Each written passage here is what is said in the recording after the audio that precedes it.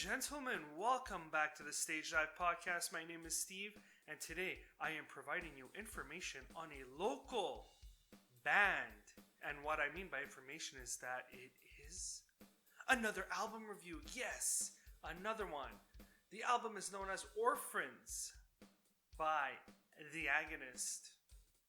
The Agonist is a melodic death metal, metalcore, and progressive metal band from my hometown, known as Montreal, Quebec, Canada. They have released a total of 6 albums. The first 3 records were released with the original singer, known as Alyssa White Glutz. I apologize, I'm terrible with names. The last 3 albums have been with Vicky Pasarakis.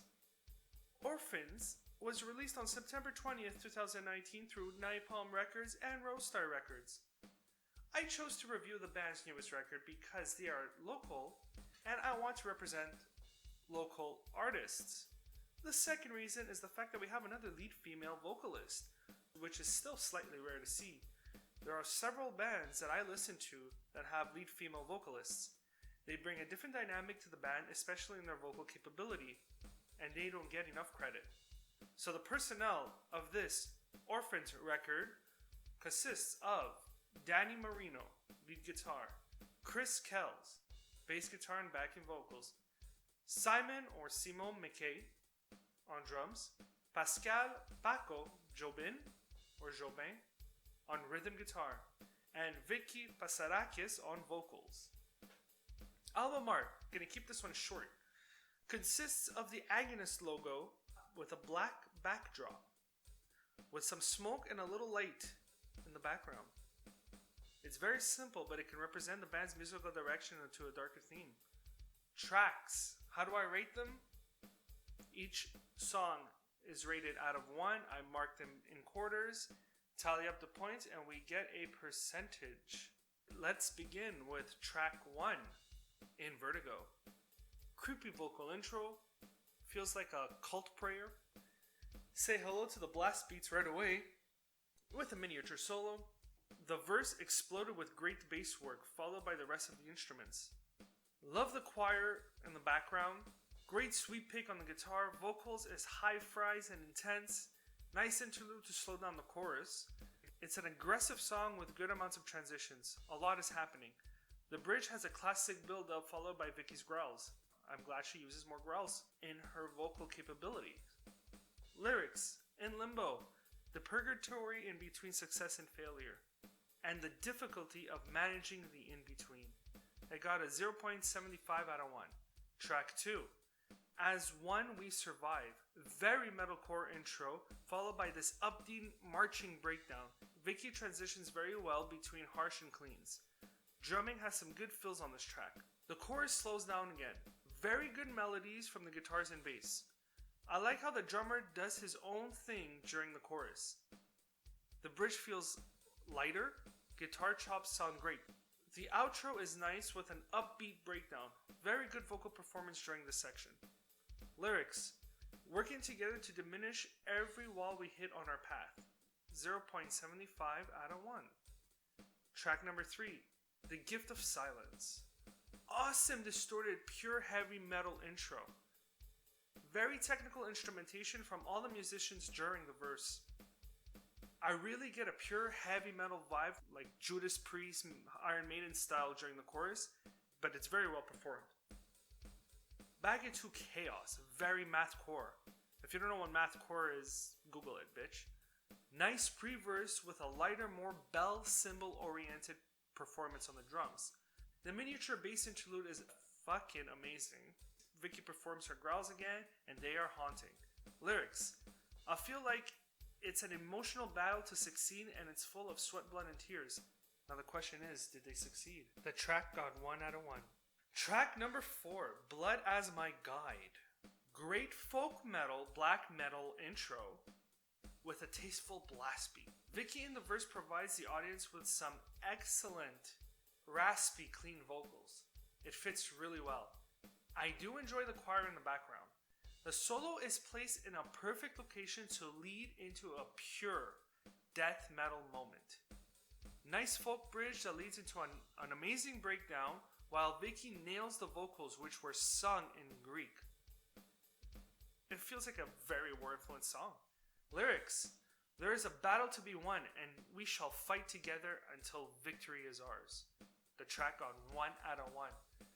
Track number Bende, which is number 5 in Greek, because, bitch. Mr. Creo, Mr. Cold. Very old school metal vibe. Good guitar work, classic drum beat with a nice miniature solo, and classic drum beat. The interlude works very well to introduce us to the verse, and the verse is sung in those aggressive clean vocals. The pre-chorus gives us the classic Agonist vibe. The bridge is a good soft pause, very catchy instrumentation. Lyrics: is it based on the Mothman folklore? A side note, there is also a fallen angel known as Mastema, who carries out the punishments of God and tests the fate of humans. The track got 0.75 out of 1. Track number 6. Dust to Dust. Another song with old school metal. Very fun. Vicky's voice is tight with the cleans. Back to that higher pitch, harsh vocals. Very straightforward song. Lyrics: a person who is trying to ruin another human's life, but karma's a bitch, and the person will lose the fight. 0.5 out of 1. Track number Efta. A Devil Made Me Do It. We enter another complex piece with some good melodic shredding from the guitarists.